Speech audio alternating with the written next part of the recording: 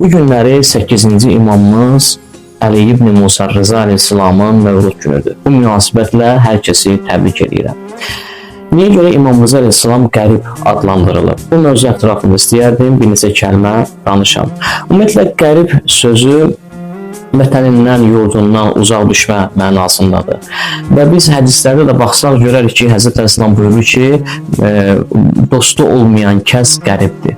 Bundan da əlavə İmam Rıza Aleyhisselamın biz tarixinə baxsaq görərik ki, İmam öz yurdunu, öz doğma diyarını qoyub Xorasan istiqamətinə hərəkət elədi. Və bu istiqamətdə ağa Xorasan şəhərinə yetişdi və orada da şəhid oldu. Ona görə də qərib yerdə sürgün olduğuna görə, vətəndən ayrı düşüb qərib yerdə məzlumcasına şəhid edildiyinə görə İmam Rıza Aleyhisselama qərib deyiblər.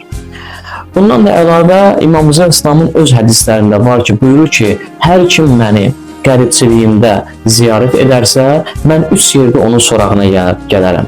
Birincisi qəbrinin əvvəl cizəsində, ikincisi Sirat körpüsündən keçəndə və üçüncüsü də əməllərin haqq hesabı zamanında.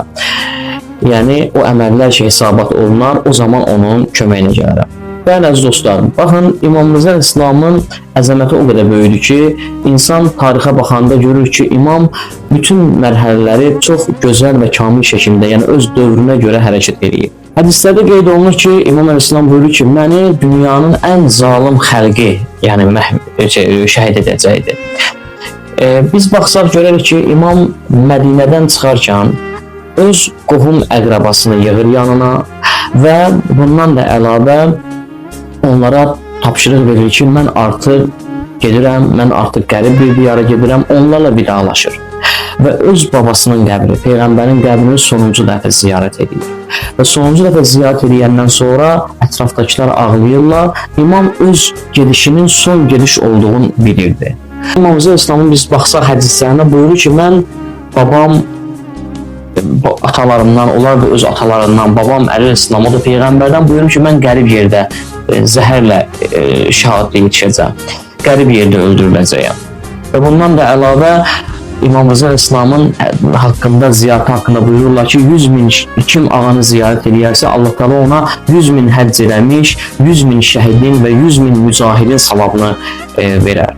Bəli, əziz dostlar, artıq İmam öz, necə deyərlər, əhli-əyalı ilə vidalaşdıqdan sonra bəli, səfərə hazırlaşır. Amma biz bu səfəri Kərbəla hadisəsi ilə müqayisə eləsək, görərik ki, Hz. İmam Hüseyn Əleyhisselamın Kərbəlaya gedişi də eynən bu cür edir. Yəni, Mədinədən çıxarkən öz əhli-əyalını yanına topladı və yığdı.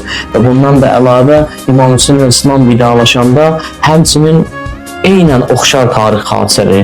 İmam Rıza da Mədinədən çıxanda öz əhli-əyalına vidalaşır. Peyğəmbər, babası Peyğəmbərin məzarını ziyarət edir. Amma fərq bundadır ki, İmam Hüseyn Əleyhisselam Küfəyə gələrkən, İmam Hüseyn Əleyhisselam Küfəyə gələrkən, İmam Hüseyn Əleyhisselamı tanıyırdılar. Küfə cəmaatı bilirdi kimdir, bilirdi imamdır. Hətta o qoşunda dayananların içərisində Peyğəmbəri görənlər var idi.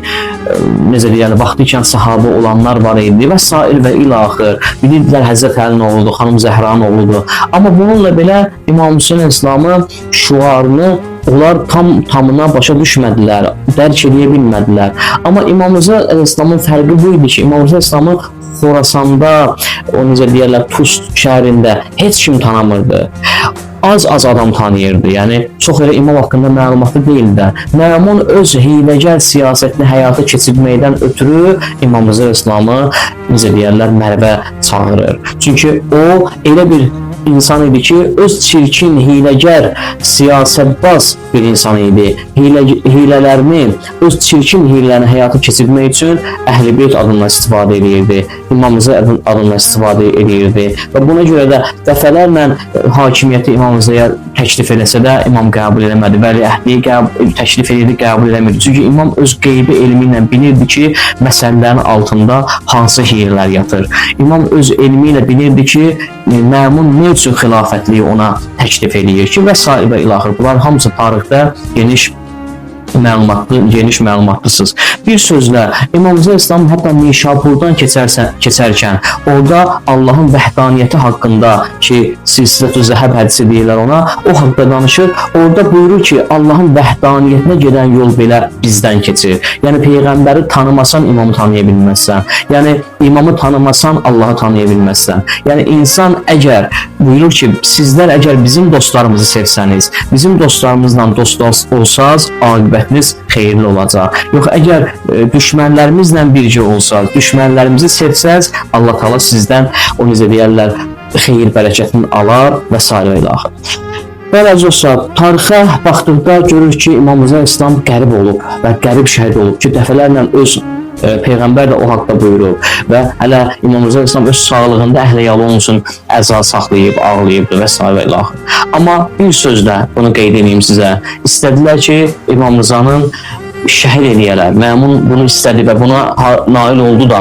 Amma belə bir şeyləri düşünmədilər ki, gələcəkdə nə olacaq. İstədilər ətir qabını sındıralar, amma ətirin iyi aləmi bürüdü.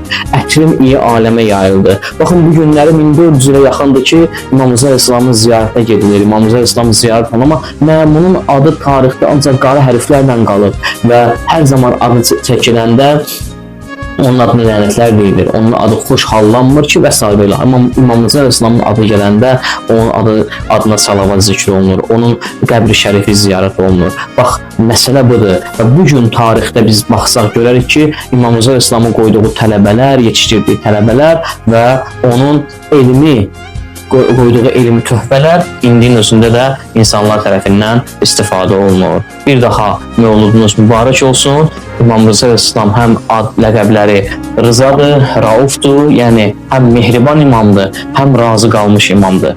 Allah Teala bizləri Əhl-i Beyt yolunda sabit qədəm etsin.